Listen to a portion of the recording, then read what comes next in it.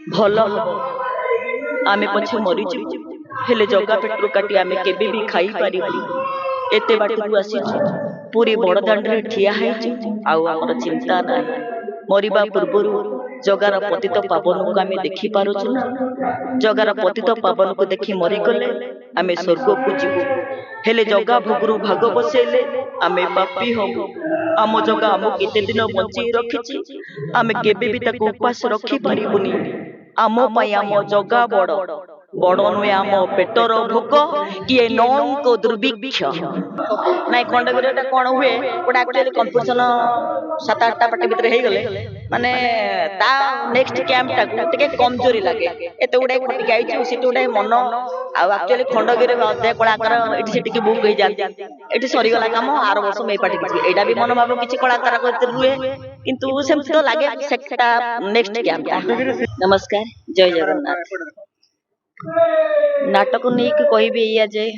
एटा बहुत वर्षर घटना सेतबेले आमे जन्म होई नथलु कौन घटितला ताहा भी आमे जानि नथलु सेई परिवेषण करिबा पई दीपक सारे गोटे नुआ माध्यम नुआ चेष्टा मनोज भाईकर नुआ चेष्टा लोक पाखरे सठिक कथा को पहुंचेबा ताकर गोटे प्रचेष्टा तेणुकरी नाटक नौक दुर्भिक्ष सेतबेले लोक माने खाइबा को पाउनथले गछ पत्र खाउथले पेट बिकल रे कुकुर माने मनीष छुआ को छड़े की खिनमिन करी खाउथले से सब घटना को मन जाए आ दीपक सारे आम डायरेक्टर सारे परिवेषण करछंती नुआ प्रकार लागुछि बहुत बड़ कथा होची जे नाटक थिला माने जोटा सतघाट नाटक को गछ करछन आज्ञा किंतु जेते देखिबा जे नाटक को नेकी लोक माने बहुत उत्कंठा रहिछि आज्ञा कोन रहिथिला नाटक जो मन जानि ना से मन जाने पे चेष्टा करछन से मन को कोन कहबे नहीं प्रथम तो मु कहबी नाटक रो फास्ट रु शेष पर्यंत जो माने देखिबे नाटक टी ठीक भाबरे बुझी पारिबे आ जिए अधारू पळेब ठीक से बुझी पारिबनी तेणुकर आजिकाली जो पिला माने छोट छोट पिला माने आंकु टी बुझिबा पई कष्ट हो किंतु जो माने वयस्क लोक आम बापा वयस्क लोक से माने ठीक जानि पारिबे नाटकटा कोन जगन्नाथ को ऊपर हेची घटना गुड़ा आ सत्य घटना को नहीं हेची तो निश्चय भलो लागिबो। आपनकर चरित्र कोन मो चरित्र तो हेची मीरा जमीदार छियो आ दीटा हिरोइन गोटे राधा गोटे मीरा से भलिया चरित्र डायलॉग होची लास्ट सीन तळे वर्षा होउनी सेतबेले मु डाकिले इंद्र देवता वर्षा करिवे भलो हबो आमे पछे मरी जिवु हेले जगा पेटरू काटी आमे केबे भी खाई पारिबु एते बाटरू आसीछु पूरी बड़दांड रे ठिया हैछु आउ हमर चिंता नाही मरिबा पूर्वरु जगार पतित पावन को आमे देखि पारुछु ना जगार पतित पावन को देखि मरी गले आमे स्वर्ग को जीवु हेले जगा भोगरु भाग बसेले आमे पापी होबु आम जगा आम केते दिन बंची रखिछि आमे केबे भी ताको उपास रखि पारिबुनी आम पाई आम जगा बड़ बड़ नुहे आम पेटर भोक किए नौंक दुर्भिक्ष आया कोन कहबे आदिका डेट मध्ये दिन बेबिना जोड़ी वर्तमान जॉलीवुड रे सुपन पुन जेंति आगुर थला बे सेमति अछि एटा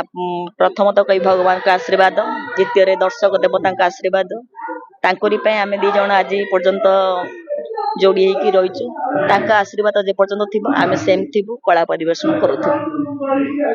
आगो को खंडगिरी महासमर निजको केते प्रिपरेशन करछन्ते नाटक खंडगिरी प्रथम तो कहबे खंडगिरी जिबाटा मो यात्रा लाइफ रु आज पर्यंत जते वर्ष मो यात्रा रहले प्रत्येक वर्ष मु जाए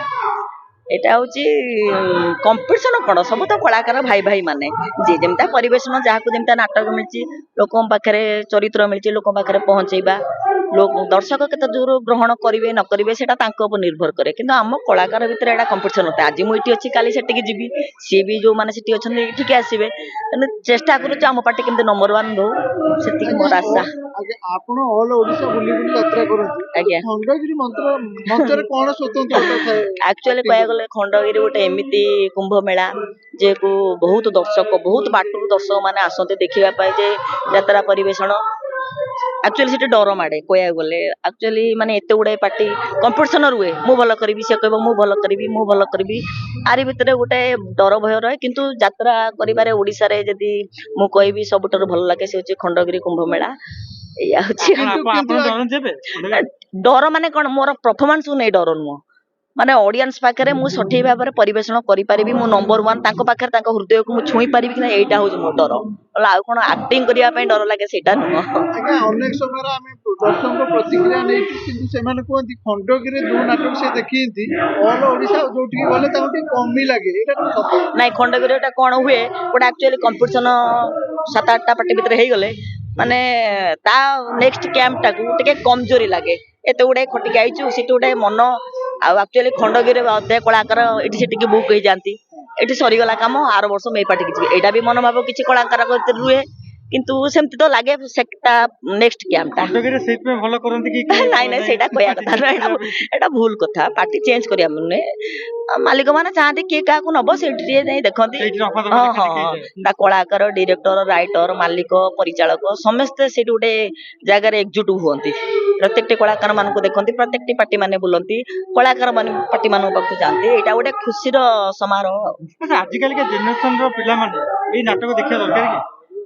ଦେଖିବା ନିହାତି ଦରକାର, କିନ୍ତୁ ସିଏ ମତେ ଲାଗୁଛି ସେମାନେ ବୁଝିପାରିବେନି। ଆଜିକାଲି ସତ କଥା କହିଲେ ସୋସିଆଲ ମିଡିଆ ଏତେ ଆଗକୁ ଚାଲିଗଲାଣି, ସିଏ